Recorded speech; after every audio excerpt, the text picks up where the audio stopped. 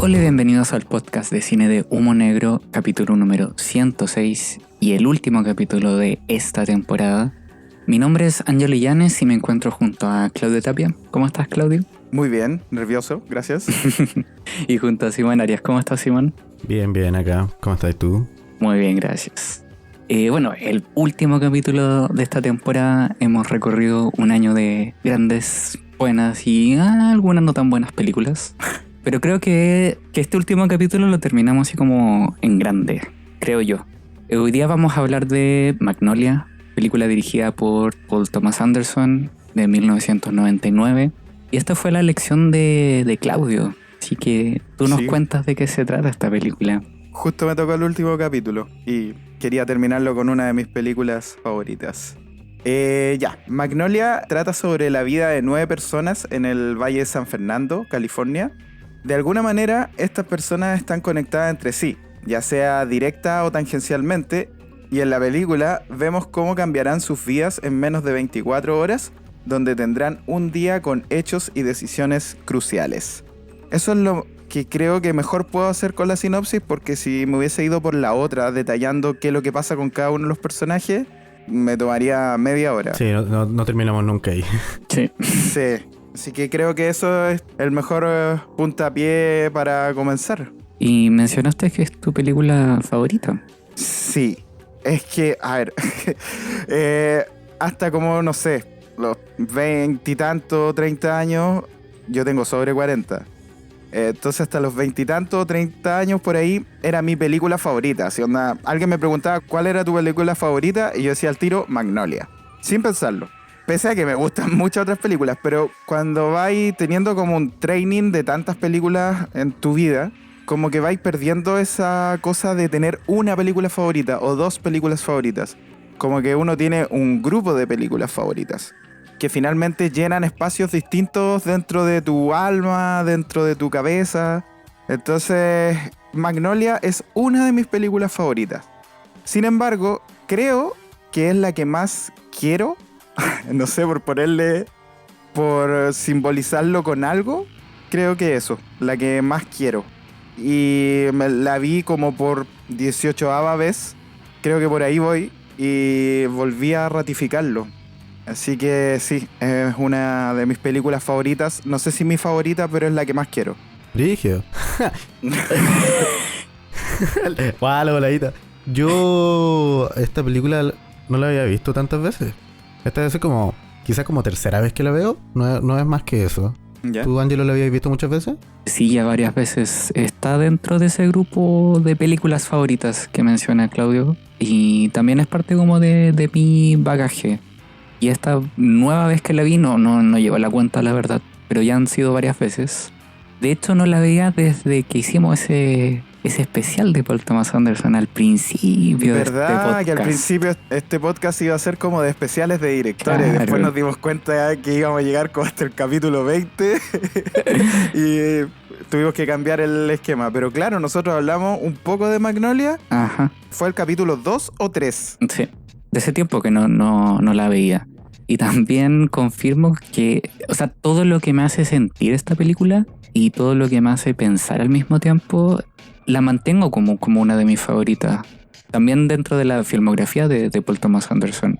Yo creo que es la pelea There Will Be Blood, pero esta tiene como un lugar un poquito más especial en el corazón. Siento que ese es el lugar que le guardo también. Uh-huh. Sí, es que siento que en este punto de su filmografía como que no se había metido tanto como de seguir a personajes particulares y seguirlos durante mucho tiempo y como conocerlos en profundidad y que sean personajes muy raros. Y como que siento que sus películas después pienso por ejemplo desde como Punch Drunk Love, de hecho de ahí en adelante se volvieron mucho más, se volvieron como mucho más, quiero decir, cerebrales. Y siento que Magnolia tiene mucho más como corazón, es mucho más melodramática, como emocionalmente hablando, como que está mucho más centrada como en personajes como que sienten muchas cosas más que personajes que como que hacen cosas. No sé si me explico. Como sí. Que siento que después de Punch Drunk Love como que uno sigue más personajes que hacen cosas que quizá no tienen mucho sentido porque siempre son interesantes de ver, pero son interesantes de ver. Esta es una película que es mucho más emocionante y más como que apunta más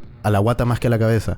Y siento que en eso triunfa bastante. Yo voy a ser bien honesto. O sea, a mí me gusta mucho esta película. La encuentro muy linda. También me hizo sentir muchas cosas. Me hizo reír. Cuidado, me hizo llorar. Simón. Cuidado, Simón. Por favor. Pero hermano, dura 3 horas. Pero al final queréis que dure 9. A mí no me pasó eso. A mí me pasó que sentí como... Creo que esta película es demasiado larga. Como que siento que hay un par de momentos en que siento que como que las cosas se estancan un poco. Como que hay muchos momentos en que la tensión va aumentando muy claramente, muy efectivamente. Va aumentando la tensión en todas las historias paralelas de forma muy continua. Y de repente esa tensión como que se difumina. Y las cosas se ponen un poco aburridas. Voy a ser bien honesto. Eso me pasa con esta película un poco. Ahora, igual estoy siendo...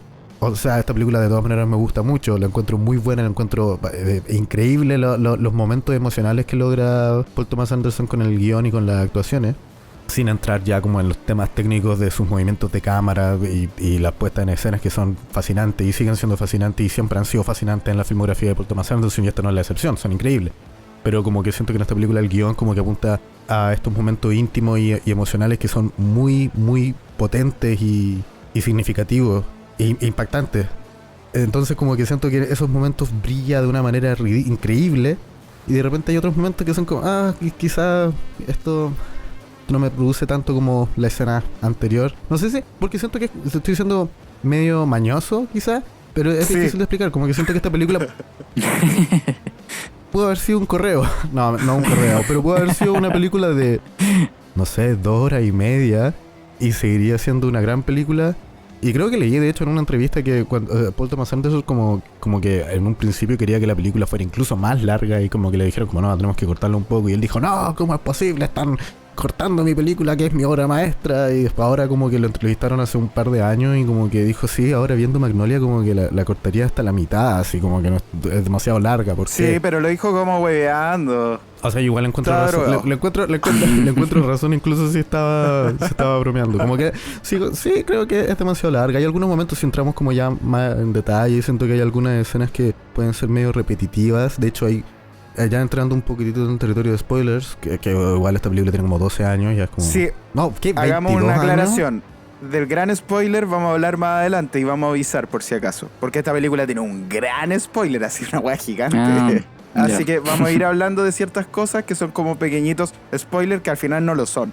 Estamos hablando de la historia nomás. Pero el gran spoiler lo vamos a evitar hasta cierto punto. ¿Cuál sería ese gran spoiler? Ya, o sea, voy a hablar libremente. Si la empiezo a cagar, me paran. ¿Ya? Pero por ejemplo, estoy pensando específicamente en un aspecto de la historia del personaje de Tom Cruise que se relaciona con el personaje de... Se me olvidó el nombre del actor, pero el hombre que está postrado en su cama muriendo. ¿Ya? Que está siendo cuidado por Philip Seymour Hoffman. Earl Partridge se llama el personaje. El personaje de Earl Partridge, sí. Que la relación que tienen estos dos personajes que son padre e hijo y que hay dos momentos en que se cuenta la misma historia. Y fue como... ¿Por qué me contaron esta historia 2 veces? Ya, sí te entiendo. Cuando primero la periodista le dice, a mí me contaron que esto fue lo que pasó en tu infancia, en tu adolescencia.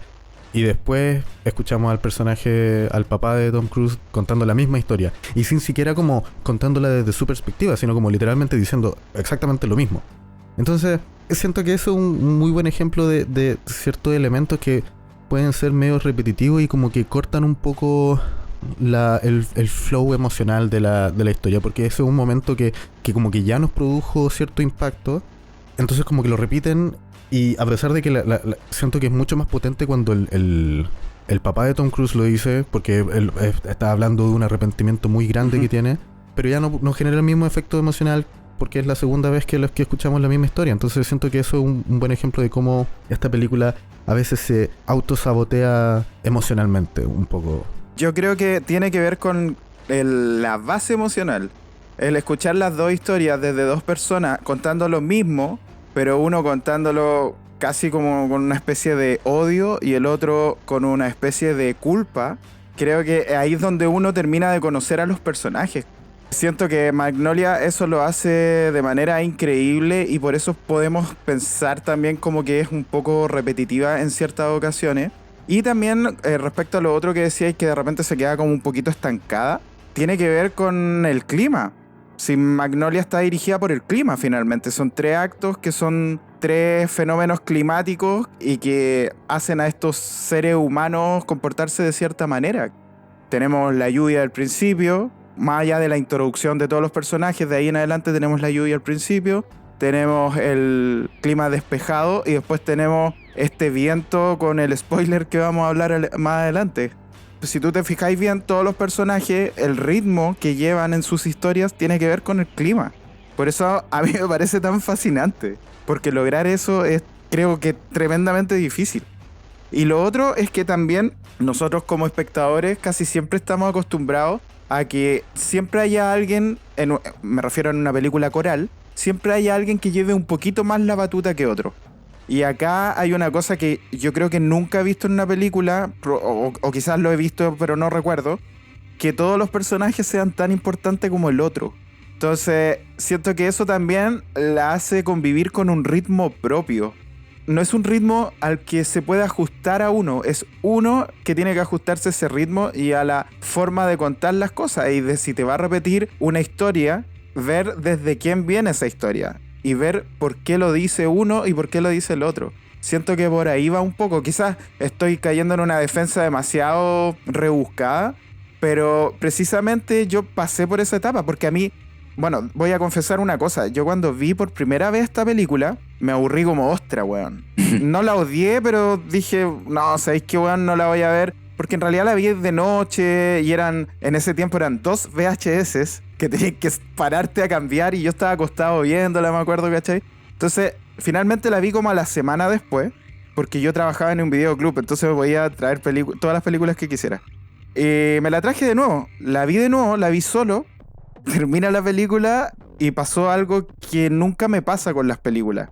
Que estaba llorando, weón, a mares. Y en ese momento supe que era, al menos en esa época, que era mi película favorita de la vida. Como que en ese momento, y fue la segunda vez, como que la primera vez no sé si tenía muchos sueños, si estaba con otro ánimo, pero no entré en ese juego que yo digo que propone la película. Ese juego de ritmo, ese juego de meterte como en un ambiente además, ¿cachai? Como mandar toda la cresta y si te suena el teléfono ni siquiera lo pescáis, nada, ¿cachai? Onda, sumergirte en esta historia. Entonces creo que va un poco por ahí, ¿cachai? Insisto, a lo mejor puede ser como una especie de defensa corporativa o algo de mi parte porque quiero que a todos les guste, ¿cachai? Pero al menos yo lo veo así. No sé si ustedes lo ven así.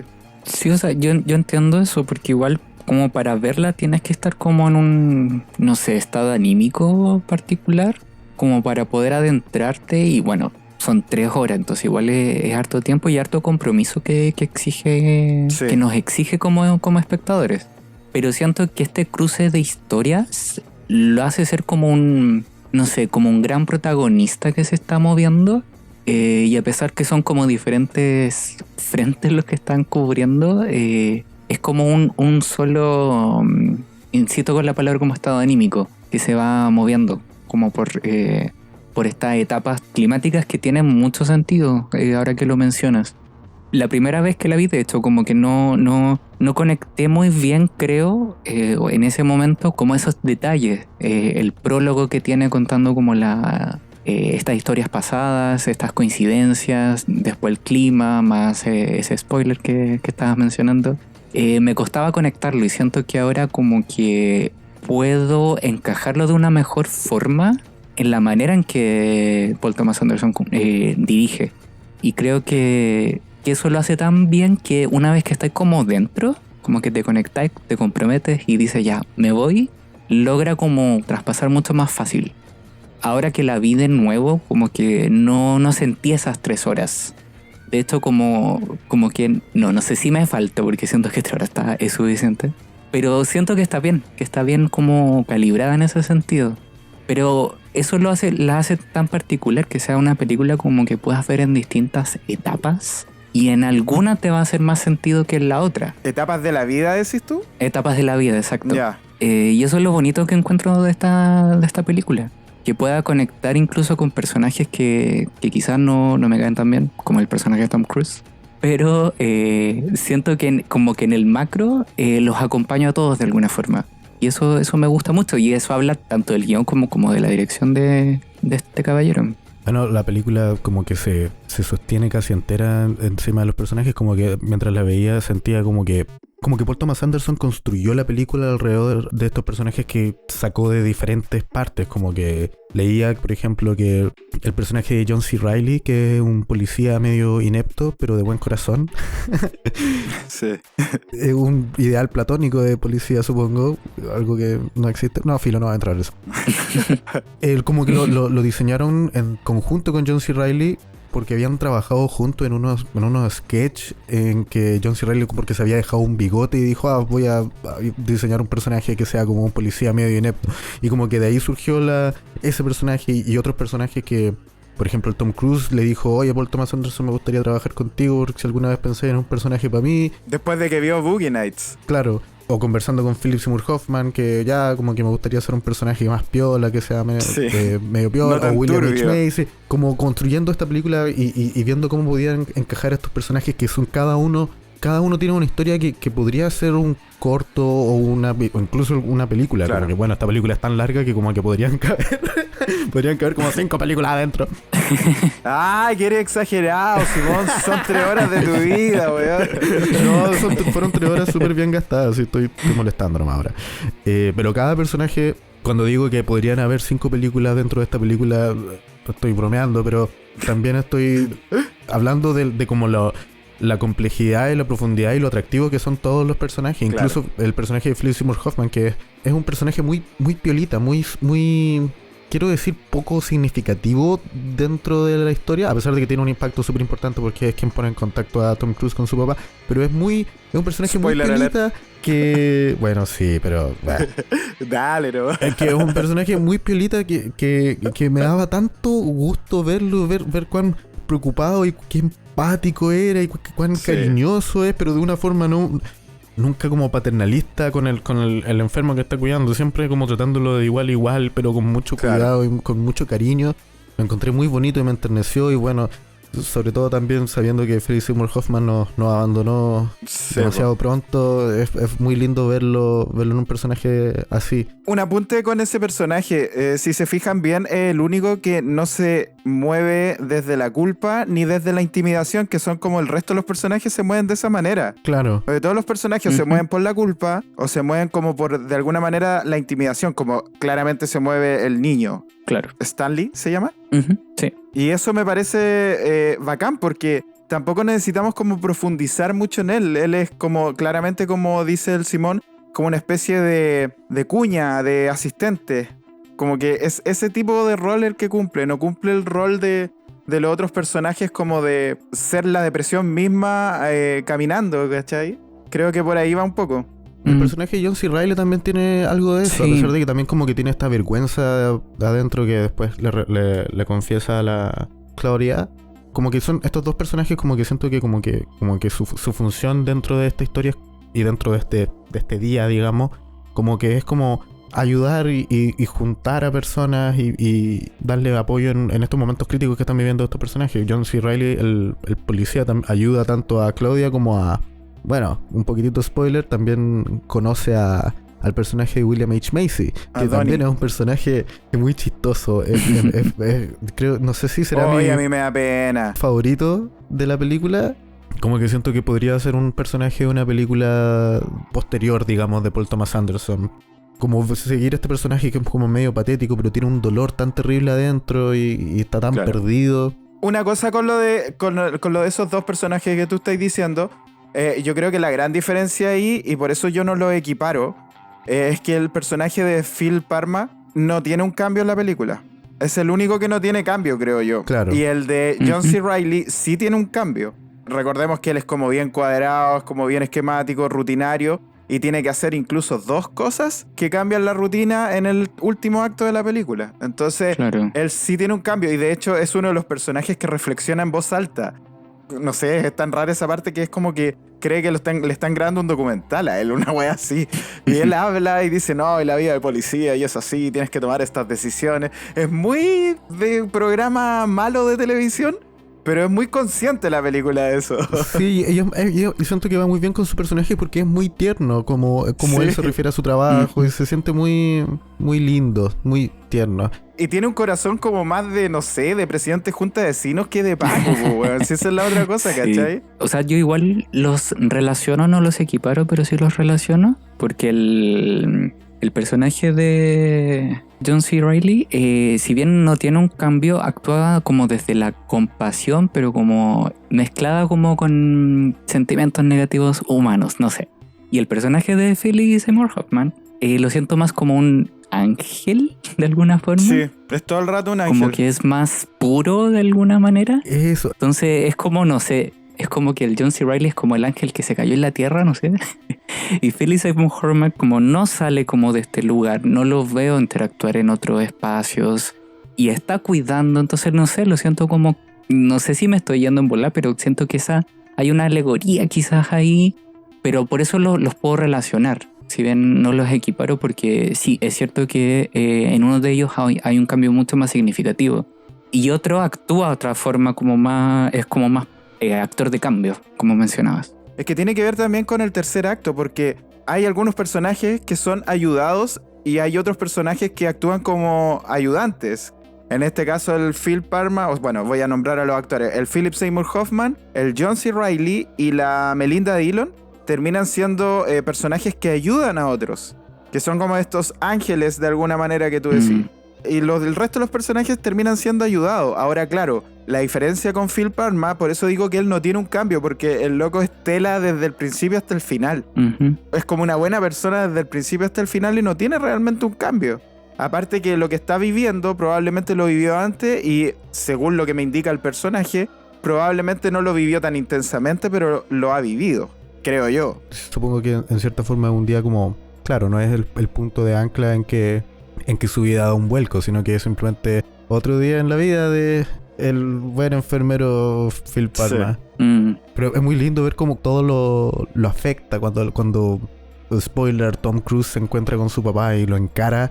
Es muy chistoso ese plano porque está Tom Cruise en primer plano actuando muy intensamente y fuera de foco está Philip Seymour Hoffman así como escuchando todo lo que dice, y como cuando el Tom Cruise le dice te odio, el Phil Parma como Tapa la cagá. llevándose la mano a la cara, y es tan lindo, weón. Es que eso pasó de verdad. Tom Cruise tenía ciertas líneas para decir en esa escena. Y hay un momento en donde, weón, como que sentía que las líneas que venían no calzaban bien con la escena, ¿cachai? Con su personaje más que nada. Entonces Paul Thomas Anderson siguió rodando y le dijo que él se acordara cuando realmente su papá murió, el papá de Tom Cruise. Y el weón agarró vuelo y de repente así, ahí empezó como a decirle así como, ya weón, no quiero que te muras y todo, ¿cachai? Y se desbandó, pues weón, ¿cachai? Y empieza a llorar de verdad y el Philip Seymour Hoffman atrás está fuera de foco. Pero uno nota los gestos del weón y está pa'l hoyo, así. Y el weón dice que de verdad al loco le emocionó tanto lo de Tom Cruise que el weón no se pudo contener y se puso a llorar y quedó pa'l hoyo, ¿cachai? Lo que me parece muy bacán para la película también. Sí. Es muy lindo ese momento. Tiene un efecto en la película. Sí. Oye, hablemos de el concepto de Magnolia, creo yo, ¿o no? Ustedes como que tienen una foto sacada del concepto que creo que es lo más importante dentro de todo. Es como la columna vertebral de la película. Yo personalmente no tanto, como que no traté de... Porque sabía de cuando la vi cuando chico que al final pasaba una cosa muy rara que nunca era muy explicada ni sentía que fuera particularmente necesario que esta cosa extraña que fuera explicada, porque la película como que entra en desde un principio te dice hay cosas raras que pasan en la vida y como que pueden tener sentido, y como que el narrador dice como yo me rehúso a creer que esto simplemente sean coincidencias y que son simplemente cosas que pasan. Claro. Yo igual no veo esta película tanto como como de forma tan alegórica o como que todo tenga un sentido muy profundo, como que me doy cuenta de cómo las historias están relacionadas no solo narrativamente, porque personajes como que se encuentran con otros personajes o como que tienen relaciones con otros personajes, sino como que están todas las historias unidas a través de la soledad, el arrepentimiento, el abandono. Hay también como una volada con padres ausentes o abusivos de alguna forma. Está el personaje de Stanley, que su papá lo obliga a participar en este juego de televisión. Está el conductor del programa de televisión, que tiene una relación problemática con su hija, por no entrar en spoilers un poco más de grueso calibre. Y está este padre que está agonizando y que abandonó en circunstancias desconocidas a su hijo y a su esposa hace muchos años. Entonces como que puedo ver cómo estas historias están todas conectadas de forma temática y cómo de alguna manera estos asuntos que tienen estos hijos con estos padres como que se resuelven. Fuera de eso, como que me doy cuenta de que hay un montón de como referencias bíblicas dentro de la película. Hay un versículo, no sé cómo se llaman los versos de la Biblia. Sí, es uno. Que se repite muchas veces. Sí, el Éxodo 8:2. O sea, y literalmente como que está en carteles el Éxodo tanto, ni siquiera está el texto, sino que está como esa nomenclatura. Aparece en muchas partes, Sí, de hecho. aparece caleta. La primera vez que lo vi fue cuando la primera historia el tipo se suicida tirándose del edificio y la cámara se va acercando y hay unas cuerdas colgando y dice 82 claramente, por el Éxodo 8:2, po. Y está en muchas partes. Después, claro, cuando tú empezás a ver como estos easter eggs, ahí empezáis a cachar que está en todas partes el versículo 8:2, po. Bueno, a todo esto, esa cuestión... aquí viene el spoiler, así que si alguien no ha visto Magnolia, partió y vuelve en 3 horas a escuchar desde aquí en adelante el podcast. En el acto final, el fenómeno climático que aparece en pantalla es mucho viento. Y de la nada, obviamente nosotros no lo sabemos, de la nada empiezan a llover ranas. Y empieza a dejar la cagada en todo ese sector del Magnolia Boulevard donde pasa toda la película. Y eso tiene que ver con el Éxodo 8:2, que dice algo así como: y si no quieres dejarlo ir o si no quieres abandonarlo, no sé a qué se refiere. He aquí, yo infestaré de ranas todos tus territorios. Entonces, Paul Thomas Anderson tenía claro que iba a aplicar ese fenómeno climático en el último acto de la película, pero él no tenía idea que aparecía un hecho similar en la Biblia. Y alguien se lo dijo, le dijo: oye, weón, ¿sabéis que estáis citando esta parte de la Biblia? Entonces, weón, desde ahí pescó el asunto del Éxodus 8:2 para ir poniéndolo en muchas partes de la película. Desde ahí viene el simbolismo, no es al revés, ¿cachai? No es que él se haya leído la Biblia y dijo: esto lo voy a meter en una película. No, es al revés. De hecho, Paul Thomas Anderson se basa en las investigaciones de un científico que se llama, de hecho lo anoté, weón, se llama Charles Fort, que hablaba de un conjunto de cosas y de que hablaba de cómo habían cosas que pasaban por coincidencia, pero en realidad tenían que ver con otros postulados científicos, ¿cachai? Es un terreno donde no me voy a meter porque si no estaríamos hablando mucho rato de eso, pero desde ahí Paul Thomas Anderson basa la argumentación de Magnolia. Lo que quiere decir Paul Thomas Anderson al principio es que él quiere demostrar de que de alguna manera hay milagros, pero no tiene que ver con algo, con alguna deidad, sino que simplemente tiene que ver como con algo científico, terrenal, que es súper común, pero que para nosotros en nuestras vidas, dependiendo de lo que estemos pasando, lo consideramos milagros o no, o lo consideramos un fenómeno que no podemos explicar. Y por eso está lo de las ranas, ¿cachai? Que para mí es súper significativo dentro de la película, y bueno, y supongo que por eso él lo puso ahí. Y otra cosa, la película tiene que ver, y de hecho lo repiten mucho, es una frase que se repite mucho durante el metraje, que es: quizás nosotros terminamos con el pasado, pero el pasado aún no termina con nosotros. Que eso también tiene que ver, y tiene que ver como con una cosa de repetición. Porque acá tenemos, por ejemplo, personajes que fueron pencas con los hijos, o pencas con su mujer, y tenemos al hijo que es penca con las mujeres en general. Tenemos un tipo que fue básicamente estafado por sus papás mientras lo explotaban en estos juegos, en estos programas, estos quiz show, no sé cómo se dice, programas de... ¿Cómo se llaman acá? ¿Como de trivia? De trivia. Claro, como de trivia, claro. Tenemos eso, que es el personaje de Donnie, que a él le pasó, e incluso al igual le cayó un rayo, ¿cachai? Y dice haber quedado huevonado después de eso. Y tenemos a este otro niño que está siendo explotado por el papá. Entonces, como que Paul Thomas Anderson establece de que los errores son cíclicos y que no se van si tú solamente los eludís, como el caso de Tom Cruise, que él elude ese error, es decir, no tiene más contacto con su padre y todo, pero a él le va mejor cuando él cierra ese ciclo. Y a todos los personajes les va mejor cuando cierran ese ciclo. Por ejemplo, el personaje de Claudia, cuando acepta que sí, realmente alguien la puede amar, y que coincidentemente además también se llama James como su papá, recién ahí ella se da cuenta de que puede avanzar. De ahí en adelante es como una película que te habla de que hay otra oportunidad en la vida. Pero siempre y cuando tú hagáis algo por tratar de o superar ese error o de enmendar ese error, ya sea responsable de ese error o la víctima de ese error. Creo que por ahí va un poco la película, ¿o no? Sí. Definitivamente, sí. Como que eso es como el cambio que ocurre en prácticamente todos los personajes, que de alguna manera se enfrentan a lo que sea que ocurrió en su pasado, que de alguna manera destruyó su vida, sea el conductor del programa que como que confiesa las atrocidades que hizo, o incluso el niño cuando el Stanley cuando decide como no, ya no voy a seguir jugando este juego porque ya estoy chato de yo tener que ser el que hace todo esto, y después encara a su papá, y si bien como que ese momento uno podría pensar que como que no tiene tanto impacto en el papá, que como que no lo pesca cuando el cabro le dice, bueno, tenéis que ser más amable conmigo, el papá como que no lo pesca, pero igual es un momento importante como en que él se enfrenta de alguna manera a su abusador.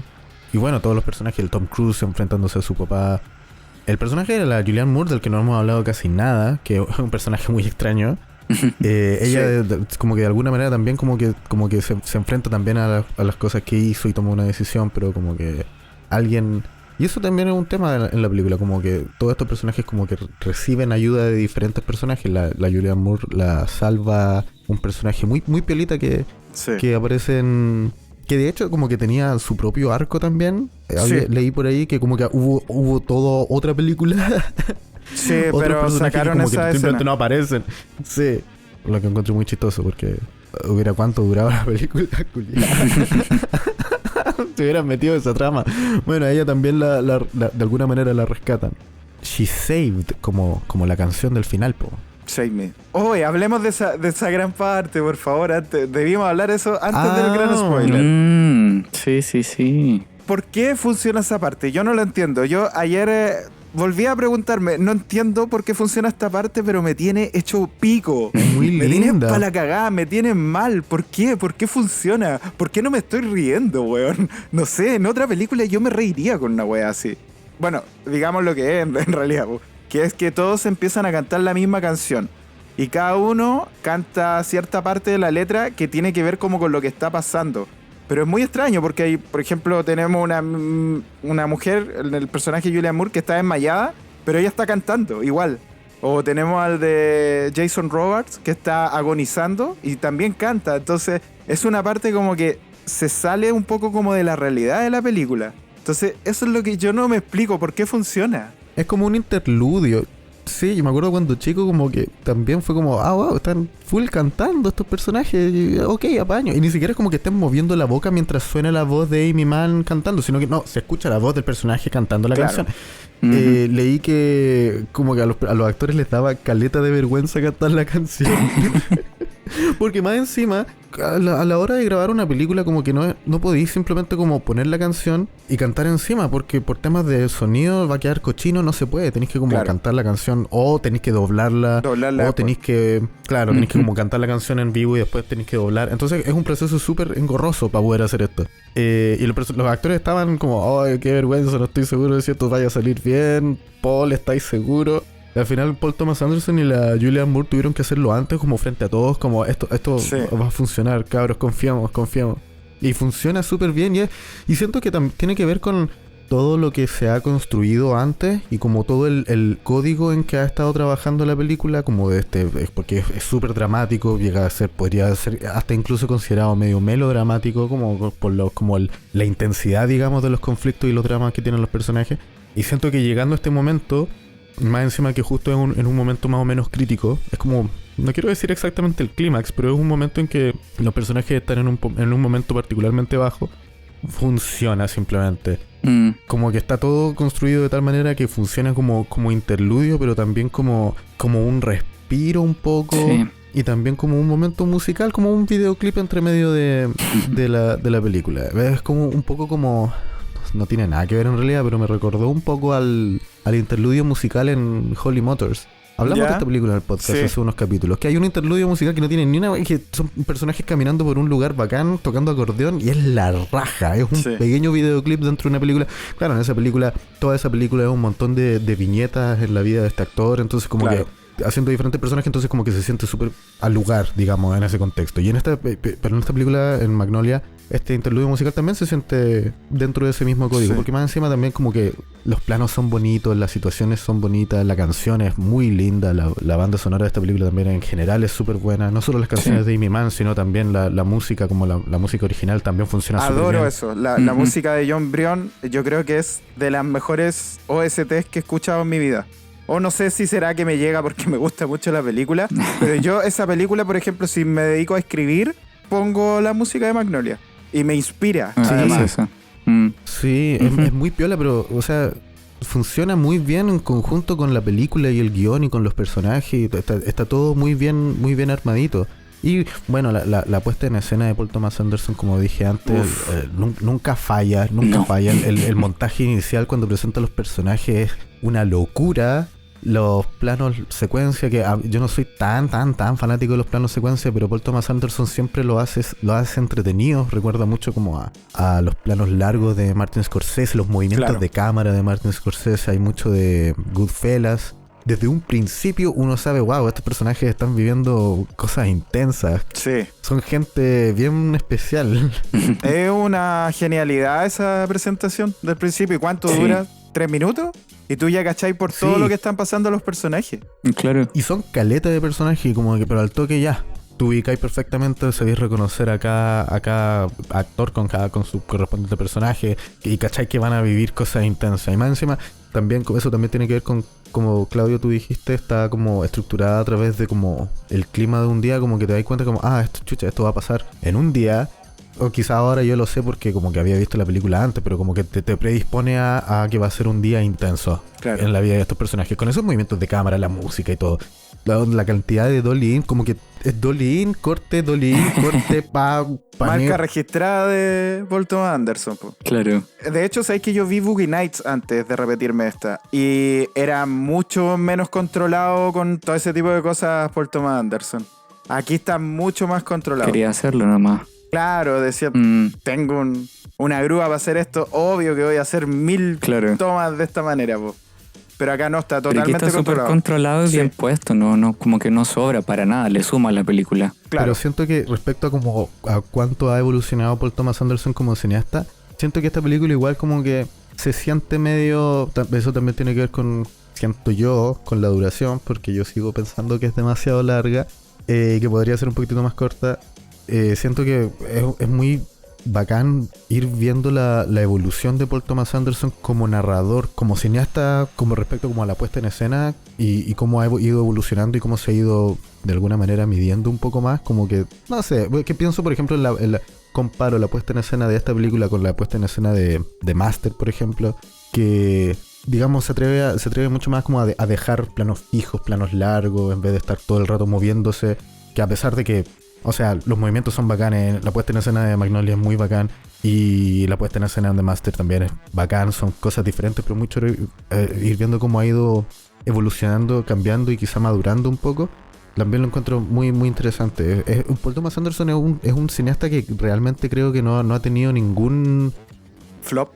flop, ningún error, ninguna nunca ninguna de sus películas siento que se sienta particularmente inferior a la otra.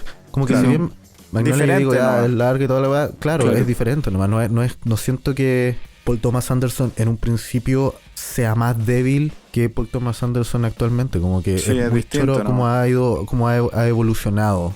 Como sí me pasa con algunos directores como... Tarantino pasó por ahí, creo yo. Sí, definitivamente. Siento Sí, que siento. Tarantino lo último que hizo es... O sea, definitivamente es mi película favorita de Tarantino, Once Upon a Time in Hollywood. Pero no podría jamás decir que The Master o The Phantom Thread sea mi película favorita de Paul Thomas Anderson, porque son simplemente películas muy diferentes. Y es muy interesante Paul Thomas Anderson en ese sentido. Es un maldito culiado muy seco. Hay que disculpar el lenguaje, pero es un brígido. Último capítulo, di la weá que queráis. Oye, quería decir algo con respecto a lo de la canción. Si se fijan, en ese momento es justo cuando ellos, inconsciente o conscientemente, van a tomar como la decisión que va a cambiar sus vidas. Justo la canción y después empiezan a tomar ese tipo de decisiones y además viene el gran spoiler de la lluvia de ranas. Entonces como que es muy intenso porque pasamos como de ese pequeño momento de calma en la tormenta, pero que sabéis que no ha pasado y de repente viene la gran tormenta y que te genera el cambio. Yo creo que tiene que ver con eso la película. A lo mejor Paul Thomas Anderson no tenía esa intención, pero al menos le salió así y yo agradezco caleta que le haya salido así. Sí, es que para mí tiene sentido lo de conectar a estos personajes como causa-consecuencia. Es como si haces algo, va a pasar otra cosa, como que eso que mencionabas de que estas decisiones que van tomando cambian el curso de la vida de todos, de hecho. Claro. Siento que eso es muy bonito de ver y se transmite muy muy bien. Con respecto a la canción, yo también lo veo como una suerte de pausa, como un respiro, porque la canción en sí lo permite. Y además como que, no sé, es como la vida misma. Uno va ahí antiguamente en la micro, en el metro, en lo que sea, escuchando una canción y uno está en un videoclip. Y eso no lo hace inverosímil como a la vida misma, claro. Es parte de. Entonces siento que esa sensación de, ok, me voy a conectar con lo que estoy sintiendo, con la música, con lo que sea, está puesto ahí. Siento que es una película muy, no sé si mencionar esta palabra, pero es como real, como que la siento cercana. Y esto como de las coincidencias también, es como si queremos atribuirle algo mágico que va más allá de nosotros o para algunas personas religioso, no sé, está bien, pero también pasan porque sí, pero al mismo tiempo impulsadas por los actos que pueden hacer los personajes. Entonces eso lo encuentro súper bonito como sensación. Para mí es una película que me transmite eso, como sensaciones y emociones. Y tiene uno de los finales más bonitos que he visto, weón. Y más originales, además. Es muy lindo el final. Sí, cuando, sí. Como la escena final de el Jim con la Claudia. Sí. El John C. Reilly con la... Uy, se me olvidó el nombre de la actriz. Melora Walters. Ella, con su interés amoroso. Es muy linda esa escena. John C. Reilly es un lindo. Philip Seymour Hoffman es un lindo. Todos en la película son unos lindos. Tom Cruise es un hombre aproblemado, pero con buenas intenciones dentro de todo. Sí, es una película muy, muy linda y me alegro mucho de haber ocupado esas 3 horas de mi vida. Nada, hermano. En esta película. Y sí, la recomiendo harto. Sí, también. Si nunca la han visto y bueno, llegaron a este punto del podcast, háganlo. Si ya la vieron, repítanla porque siempre es una experiencia nueva. Al menos a mí así me ha pasado. Y siento que la van a disfrutar mucho del punto de vista de todos los puntos de vista que se han conversado hoy día, en términos técnicos, los personajes, la música, todo siento que está tan bien puesto y tan bien armado que logra funcionar muy muy bien. Así que sigue siendo una de mis favoritas de Paul Thomas Anderson al menos. Está en el bagaje de las películas favoritas mías y la recomiendo con mucho cariño. Bacán. Yo obviamente también la recomiendo. Creo que podría resumirlo en que si yo sé que, por ejemplo, voy a morir mañana y me dieran a elegir una película para ver por última vez, creo que vería Magnolia antes de morir. Ese es mi resumen de cómo me siento yo con esta película. La quiero mucho. Qué cuático ver Magnolia antes de morir. Me hiciste pensar en eso. Sí, pues me voy satisfecho, pues. Wow. Y aparte voto mi lagrimita. Sí. Yo vería Matrix ni ahí con weá. Voy a pasarla bien un rato. No, yo tengo otra opción también, El Señor de los Anillos. Esa es mi película antes de morir. Sí, El Señor de la Anillo. Ya, pues bueno, yo vería Magnolia, pues weón. Ustedes vean la weá que quieran. Ya veo lo que estás haciendo. Estás buscando la película más larga posible para vivir un poquitito más. Muy inteligente, Claudio. Ya te veo. Lo que estás el Ángelo acaba de elegir El Señor de los Anillos. Sí, porque no especifiqué una. Y vos acabáis de decir Matrix que tiene 3 partes y va a tener 4. A ver, amigo, yo voy por Matrix 1. Chucha. Voy por Matrix 1 y nada más. Ya, pero entonces dígalo bien, se dice The Matrix, no Matrix, porque Matrix es no, general. la Matrix, qué weá. La Matrix. Sí, oye, ya, bueno, terminamos este último podcast.